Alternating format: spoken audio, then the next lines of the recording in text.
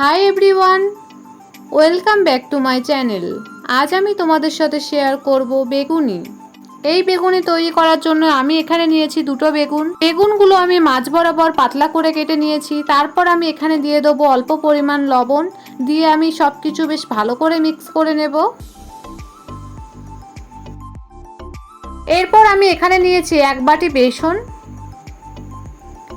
অল্প পরিমাণ হলুদ গুঁড়ো, স্বাদ অনুযায়ী লবণ, পরিমাণ মতো লঙ্কার গুঁড়ো। এরপর দিয়েছি খাবার সোডা, এখানে আমি অল্প পরিমাণ খাবার সোডা ব্যবহার করেছি। তারপর দিয়েছি কাঁচা লঙ্কা কুচি। এরপর আমি অল্প জল দিয়ে অল্প অল্প করে মিক্স করেছি। তারপর আবার জল দিয়ে অল্প অল্প করে মিক্স করেছি। একবারে জল না দিয়ে আমি অল্প অল্প করে মেখে তারপর যতটা পরিমাণ জল লেগেছে ততটা পরিমাণ জল দিয়েছি। একবারে পুরো জল দিয়ে দিলে ভালো মতো মাখা হচ্ছে কিনা বোঝা যায় না, তাই অল্প পরিমাণ দিয়ে দেখে নেবে যে মাখা হচ্ছে কিনা, তারপর আবার জল দেবে। তাহলে জিনিসটা ভালো করে মাখা হয়, না হলে খুব পাতলা হয়ে যায়, আবার কখনো খুব ঘন হয়ে যায়। ব্যাটারটা ঠিক আমি এইরকম রাখবো। এরপর আমি এইদিকে একটি কড়াইয়ে দিয়ে দেবো পরিমাণ মতো সর্ষের তেল। এরপর আমি যে বেগুনগুলো কেটে রেখেছিলাম সেগুলো এই বেসনের ব্যাটারে ভালো করে এপিট ওপিট করে ভালো করে মাখিয়ে নেব। তারপর তেলটা গরম হয়ে আসলে এর মধ্যে দিয়ে দেবো একটা একটা করে। যেহেতু আমি এখানে অল্প তেল ব্যবহার করেছি তাই এখানে আমি দুটো করে ব্যবহার করছি। এরপর আমি এক পিঠ 2 মিনিট মতো করে ভেজে নেব মিডিয়াম ফ্লেমে দিয়ে গ্যাসটা। তারপর এক পিঠ উল্টে দেব। এরপর আমি অপর দিকও 2 মিনিট মতো করে ভেজে নেব। তারপর আবারও উল্টে দেব আরেক পিঠ।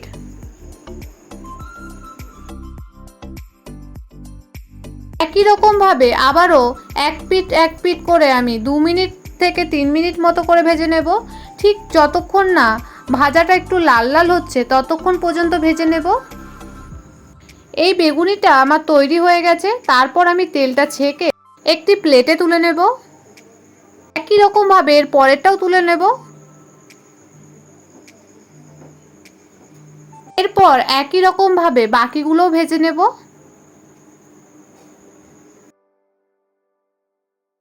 এরপর একই রকম ভাবে এক পিঠ 2 মিনিট মতো করে ভেজে নেব। তারপর উল্টে দেব, আবার আরেক পিঠ আমি 2 মিনিট মতো করে ভেজে নেব। ঠিক এই রকম ভাবে যতক্ষণ না লাল হয়ে আসছে ততক্ষণ মতো ভেজে নেব মিডিয়াম ফ্লেমে দিয়ে গ্যাসটা।